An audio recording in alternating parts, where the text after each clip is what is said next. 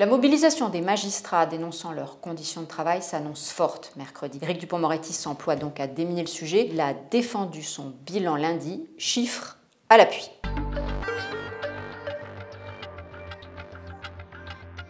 Ce sont les mots à la mode en ce moment au gouvernement. Il faut mettre de la rationalité dans le débat, documenter son discours et objectiver, un mot que le ministre de la Justice a répété au moins 3 fois. Quoi de mieux pour faire rigoureux que de s'appuyer sur des technos? Alors, comme Édouard Philippe, puis Jean Castex, partant de Covid, il fait venir des experts au micro pour donner cette touche de sérieux. Mais n'est pas Olivier Véran ou la médecin Karine Lacombe qui veut, l'exercice est parfois un peu laborieux. Il permet cependant de remettre les pendules à l'heure, comme dit Éric Dupond-Moretti, de répondre aux magistrats qui se décrivent en sous-effectifs chroniques, sous-équipés et soumis aux cadences infernales. Alors, le garde des Sceaux n'est plus l'orateur enflammé des assises. Ça fait même longtemps qu'il s'est converti au pragmatisme, qu'il est devenu le champion de la justice de proximité. L'avocat Aquitador s'est transformé en expert comptable. Il préfère les chiffres aux postures et aux incantations, dit-il. Il privilégie l'aridité des données opposée aux arrière-pensées et tentatives d'instrumentalisation dans un contexte préélectoral. Au passage,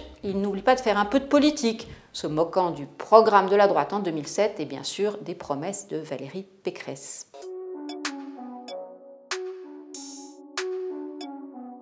Le professeur Dupond-Moretti passe maintenant à la démonstration. Sur les effectifs de magistrats, il tord le cou à l'idée que les juges seraient une espèce en voie de disparition sous le quinquennat Macron. En 2020, le seuil historique des 9000 magistrats a été atteint. En 5 ans, le nombre de magistrats a augmenté même de près de 9%. Mais que signifie cette hausse si la justice croule sous les nouvelles affaires, qu'elle s'épuise à écluser ses stocks de dossiers en souffrance?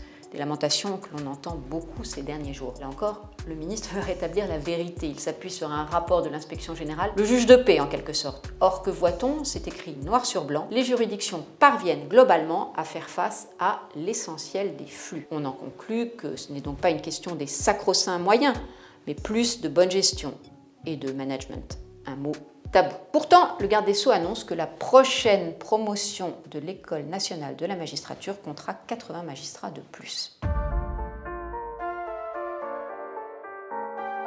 La vérité des chiffres ne suffira pas à calmer les magistrats. Ils seront nombreux à manifester mercredi, car le débat n'a plus rien de rationnel. Depuis 18 mois, les syndicats ont déclaré Éric Dupond-Moretti illégitime et tirent à boulet rouge, non seulement sur sa politique, mais aussi sur l'homme.